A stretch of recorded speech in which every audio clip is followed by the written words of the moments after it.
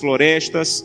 E um dia ele foi na cidade de Sodo, uma cidade no sul da Etiópia, e conheceu um pastor chamado Tadessa Assai. Um homem de Deus que tinha uma especialidade. A especialidade do pastor Tadessa era pregar nos funerais. Onde tinha um funeral, o pastor ia. Então, quando a polícia sabia onde tinha funeral, ia lá porque o pastor estava pregando, pegava o pastor, prendia o pastor, espancava o pastor, soltava o pastor e ele voltava a pregar. E um dia a polícia ficou com tanta raiva que disse assim: nós não vamos mais soltar o pastor Tadessa, ele vai ficar preso agora. E ele pensou: já que eu vou ficar preso, vou pregar na prisão. E levou 22 a Jesus Cristo dentro da prisão. E a polícia disse: não vamos mais soltar o pastor Tadessa, nem vamos mais deixar ele preso, nós vamos matar o pastor Tadessa eletrocutado, para servir de testemunho para que ninguém mais queira seguir Jesus.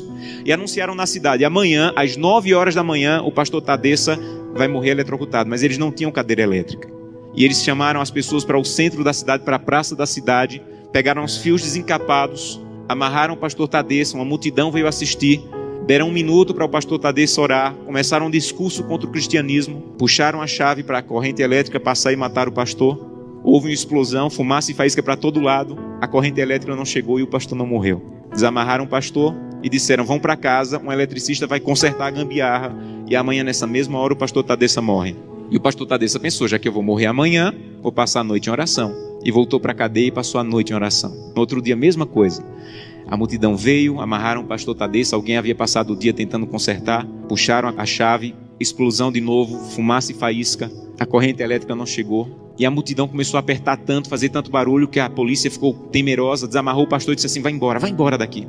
E esse missionário estava lá, e disse que acompanhou o pastor Tadessa e disse assim: pastor Tadessa, o que é que o senhor vai fazer? Um homem que passou 2 vezes pela morte, o que é que o senhor vai fazer? E ele disse assim: tem um funeral, e eu soube que tem um funeral, eu vou lá pregar.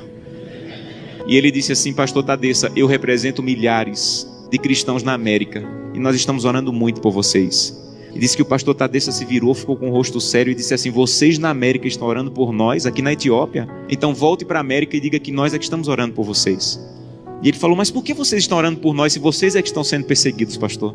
E ele falou: irmão, ninguém na Etiópia acorda sem pensar, nenhum cristão na Etiópia acorda sem pensar: hoje pode ser meu último dia de vida, pode ser que hoje seja descoberto e seja preso e morto. Então, como nós não sabemos se esse é o último dia de vida, todo cristão na Etiópia passa o dia em oração. Não importa o que nós façamos durante o dia, passamos o dia em oração. Mas eu soube que as coisas vão muito bem na América, e que tem cristão na América que consegue passar o dia inteiro sem orar. É verdade que tem cristão na América que consegue passar o dia inteiro sem orar?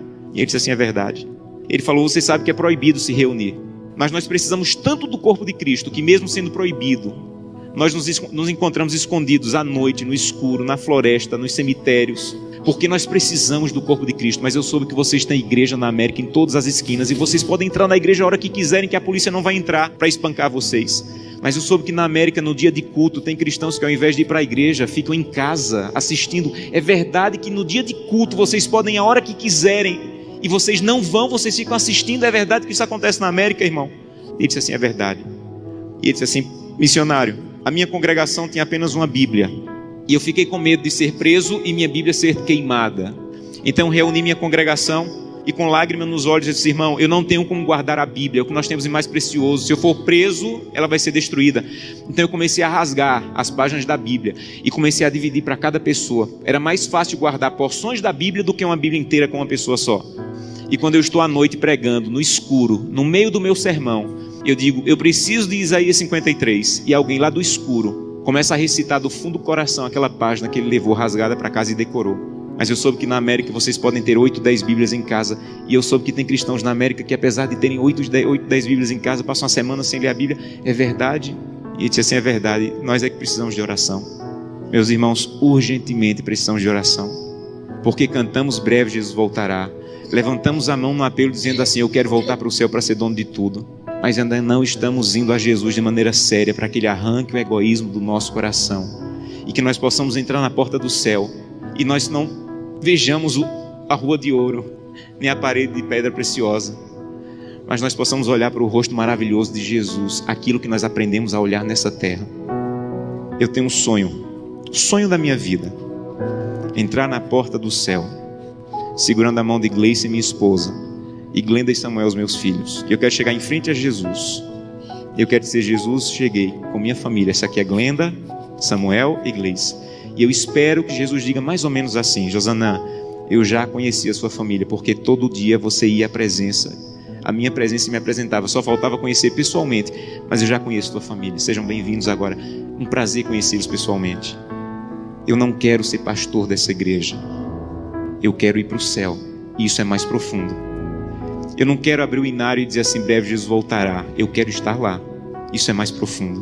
Por isso eu preciso fazer com que o que eu como, o que eu vejo, o que eu acesso, o que eu ouço, a maneira como eu uso o meu dinheiro esteja de acordo com a vontade de Deus. Porque os que serão salvos não amam a própria vida. Que Deus te abençoe de maneira profunda. Para que o primeiro fruto da fidelidade, a transformação do teu caráter, esteja de maneira real acontecendo em tua vida.